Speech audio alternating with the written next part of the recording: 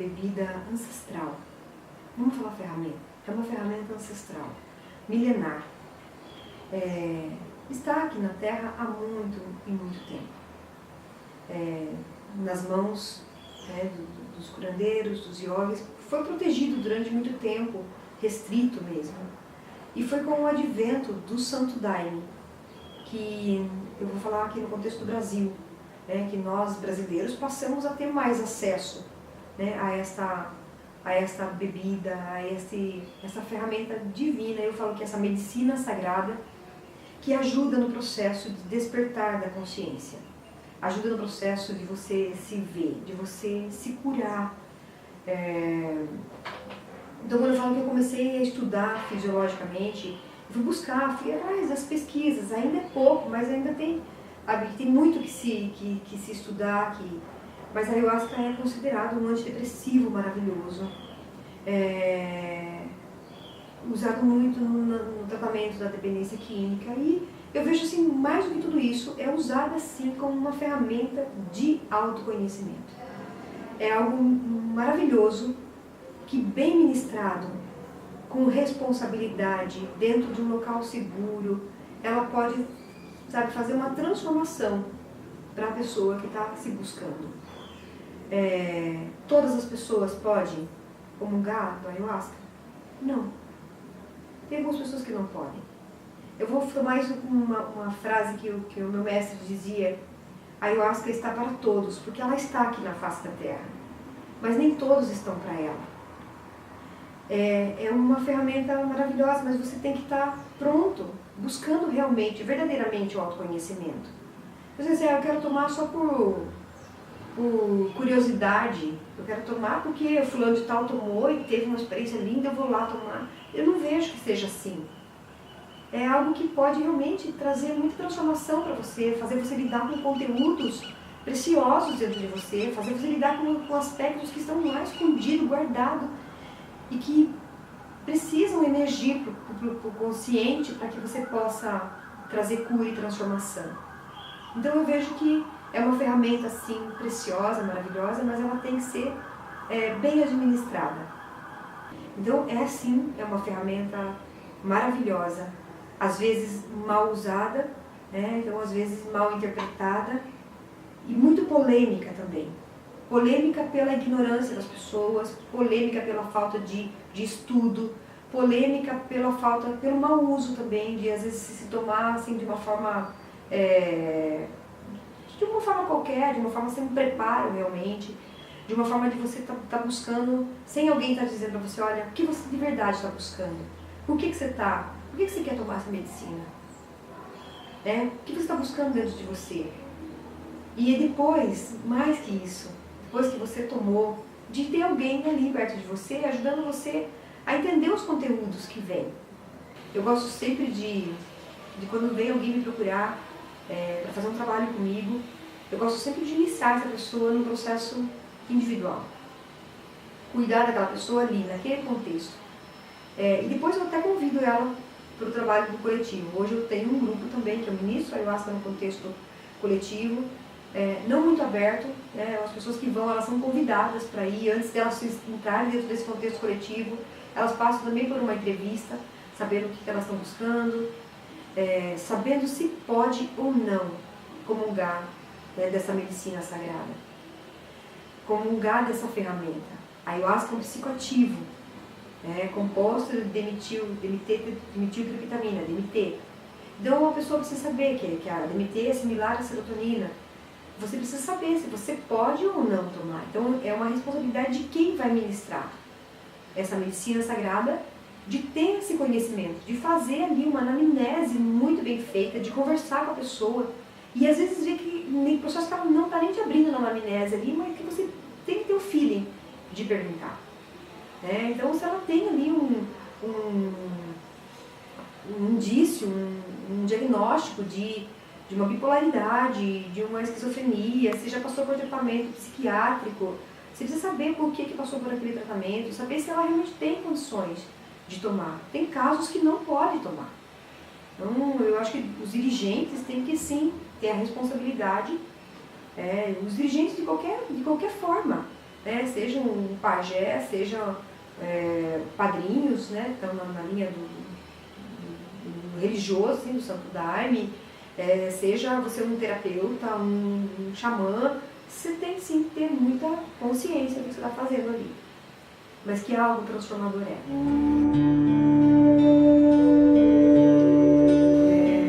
às vezes as pessoas chegam e falam assim, eu tenho muito medo, porque como que vai ser? Eu vou tomar ayahuasca e eu vou entrar em contato com outros mundos, como eu vou ficar depois? Volto lá na questão, por que você está tomando? Eu estou buscando me conhecer. Dentro desse processo de autoconhecimento, pode vir muitas coisas. Você pode acessar, sim, informações de lá da sua primeira infância. Você pode acessar informações da sua vida intrauterina, de emoções, sentimentos de medos que estavam ali. Você pode acessar a informação do seu dia de ontem. Nossa, como eu sou egoísta. Como eu fui mentiroso. O que eu estou fazendo comigo?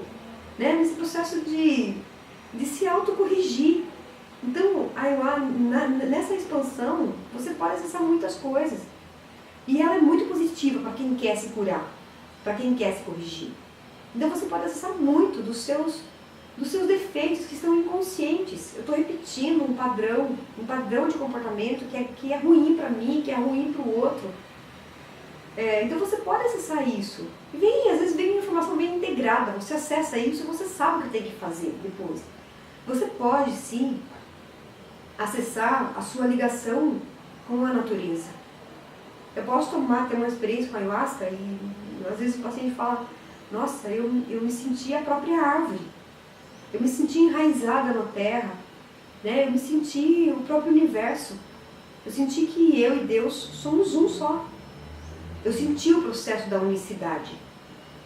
Isso faz uma transformação muito grande dentro da pessoa. Eu senti que eu tenho uma capacidade de amar imensa. Eu senti que eu sou o próprio amor. Então, eu tive um contato com outros seres. Você pode acessar muitas coisas. Tudo depende muito do seu processo, do que você está buscando. O que você realmente vem fazer. Quando eu vou servir a ayahuasca, eu sempre pergunto para a pessoa que está ali na minha frente, o que você está buscando hoje, neste momento. Não importa se ela vai tomar comigo pela primeira vez, pela segunda, ou ela já toma comigo há anos. Eu sempre vou perguntar, o que você está buscando agora, neste momento? Por que você vai comungar dessa medicina? E deixa vir. Deixa o processo acontecer. Depois nós sentamos, nós conversamos, como foi aquele processo. Pode ser, tem experiência onde você vai tomar e você não vai acessar muita coisa. Eu tomei e não acessei nada. Isso é maravilhoso também. Mostra às vezes quanta resistência você tem, como você está ainda muito fechado. Quanto medo você tem de entrar, ou às vezes não é uma ferramenta para você. Vai buscar outros caminhos. A ayahuasca vai te mostrar, mas você tem que também fazer sua lição de casa. Tem muita coisa que você tem que fazer. Buscar dentro do processo de autoconhecimento. Ela é uma ferramenta ali que vai te ajudar muito. Te auxilia muito. Mas você tem que continuar o seu processo. No seu dia a dia. Eu tenho uma experiência muito linda com a ayahuasca.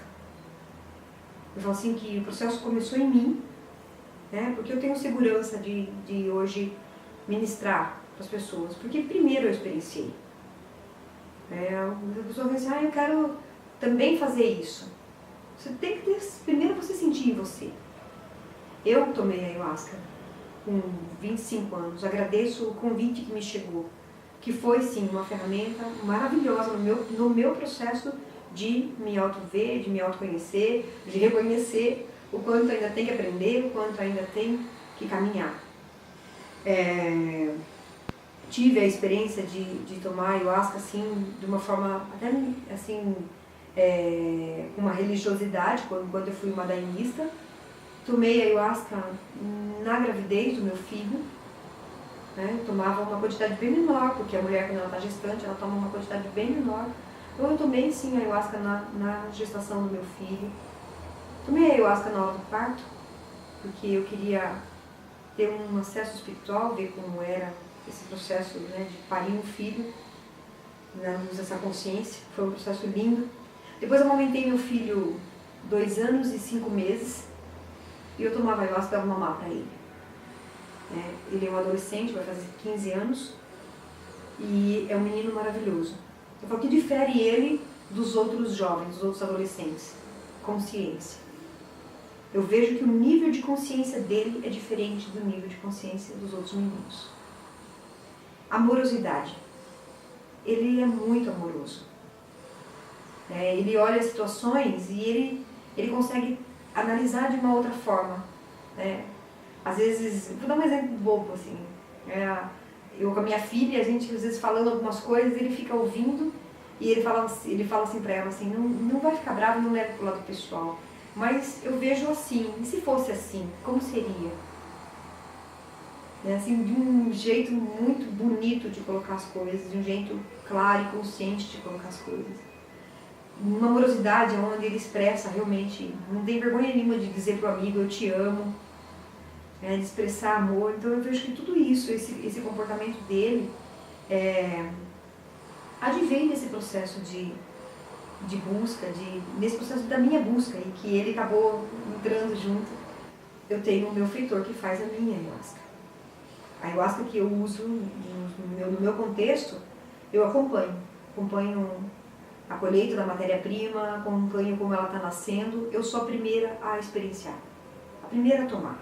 Acabou de sair ali da panela, eu tomo para eu sentir como ela está, para eu sentir a força dela, para eu sentir como aquela ayahuasca vai agir.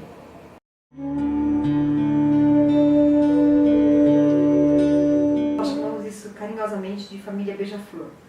O Instituto Holístico Beija-Flor, ele veio desse processo particular, desse processo íntimo, de sentir a necessidade de fazer uma terapia diferente, de colocar isso dentro de um trabalho pessoal. E aí eu trabalhei primeiro em outros lugares, com outras pessoas, e atendendo em outros consultórios. Mas eu não sentia a liberdade de poder fazer as coisas do jeito que eu acredito, do jeito que eu gosto que seja feita, em outros lugares. E aí entra a mulher empreendedora. Tive medo no momento? Tive, claro que tive, mas chegou o momento de eu ter o meu próprio espaço, de eu ter um lugar onde eu tenho a liberdade de trabalhar dentro do processo de autoconhecimento. E foi assim que nasceu o Instituto Holístico Beija-Flor. Está em Sorocaba já há 6 anos. Nós estávamos num outro espaço, numa outra casa. E aí nasceu assim, o primeiro foi o meu trabalho ali, depois eu fui colocando outros profissionais. Então eu vejo assim, o Instituto Holístico Beija-Flor, que é o nome dessa casa, como uma escola de autoconhecimento. Então o slogan do Instituto é Instituto Holístico Beija-Flor, um local para você se conhecer. O sonho para essa casa é que ele possa ajudar cada vez mais e mais pessoas. Que a gente possa também criar um trabalho de solidariedade. Nós estamos estruturando maneiras de poder acolher pessoas, às vezes, que não têm um poder aquisitivo que possa pagar um tratamento como esse, mas como eu posso levar esse trabalho e atingir outras pessoas, atingir outras mulheres que estão buscando também. Então, criar um trabalho mais social também. Como levar isso de uma forma mais social, para que também não fique um trabalho mais elitizado, onde só uma classe pode ter acesso a isso. Então, nós cada vez mais estamos buscando meios, né, de fazer algo que as pessoas possam vir, possam participar. Essas meditações que nós fazemos de terça-feira da Diksha é uma meditação sem custo, para que as pessoas venham, elas tenham aquele momento. Então nós fazemos um processo de meia hora cantando mantras, para acalmar a mente, para as pessoas já irem recebendo. Depois tem mais um processo de alinhamento dos centros energéticos, uma meditação do alinhamento dos chakras, e depois a meditação da Diksha, quando as pessoas recebem a Diksha.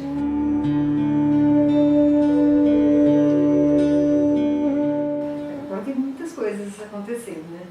Tem a vinda para esse espaço, que é um espaço físico maior, para poder acolher um número maior de terapeutas, poder acolher mais pessoas para as meditações,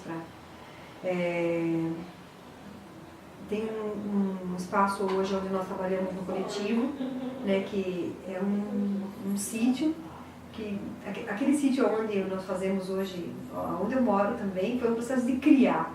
Né? Quando eu fui conhecer esse lugar, esse sítio, ele tinha sido uma casa de recuperação de dependência química. Então era um lugar que estava assim, bem abandonado, um lugar assim energeticamente pesado, e uma amiga foi junto comigo. E eu estava na maior euforia, porque eu já enxergava o potencial daquele lugar. E ela estava vendo que estava ali. E eu assim, percebi que eu estava numa alegria, e ela assim, séria, do meu lado. E quando você falou assim, eu vou ficar com esse lugar. Ela falou assim, você é maluca? Ela falou assim, nossa, quanta coisa tem que fazer aqui, tem muita coisa para fazer nesse lugar. Eu falei assim, tá aí uma oportunidade de criar. Tá aí uma oportunidade de transformar. Hoje é um lugar super gostoso, um lugar lindo. Se as pessoas vão, elas se sentem bem lá, elas querem ficar. Foi um processo de criar, e eu virei para ela assim, imagina, se nós transformamos pessoas, vamos transformar o lugar. Vamos transformar esse lugar, sim. Então nós estamos sempre inovando, sempre fazendo os kirtans, né, que são um processo de encontro, onde nós nos reunimos para cantar. Para cantar o devocional, para cantar mantras, para cantar composições de autoconhecimento. São encontros super bonitos, onde vem muita gente.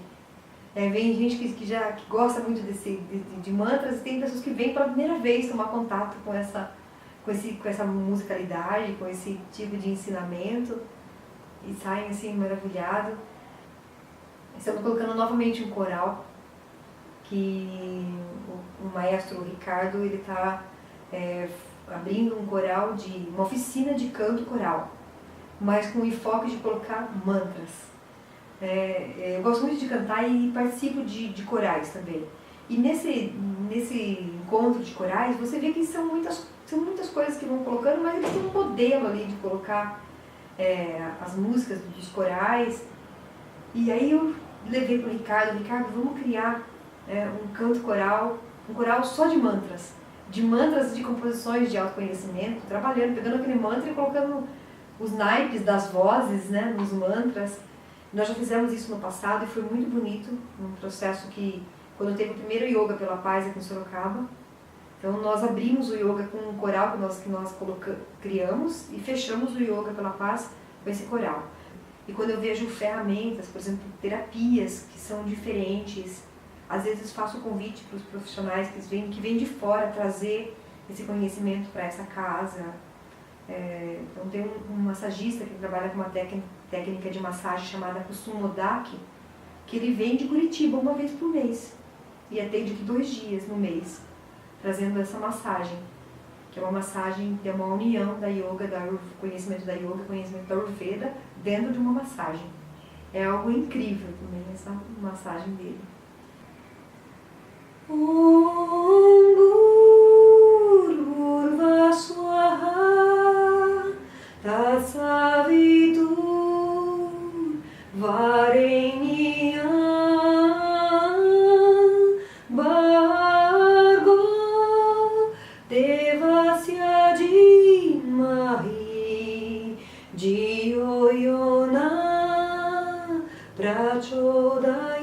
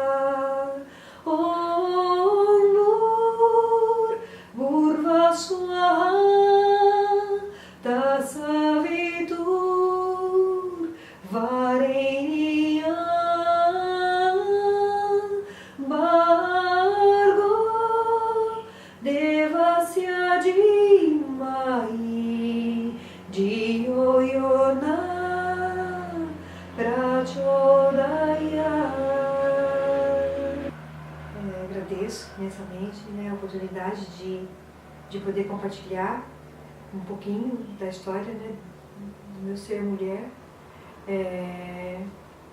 que essa história possa inspirar outras mulheres a se buscarem, a se conhecerem. Agradeço ao teu ser mulher, né, de ter tomado a iniciativa de estar aqui, de querer saber um pouquinho, né, da minha vida, um pouquinho do que eu faço. Agradeço a todas as pessoas que vão assistir, que vão ouvir. Namastê.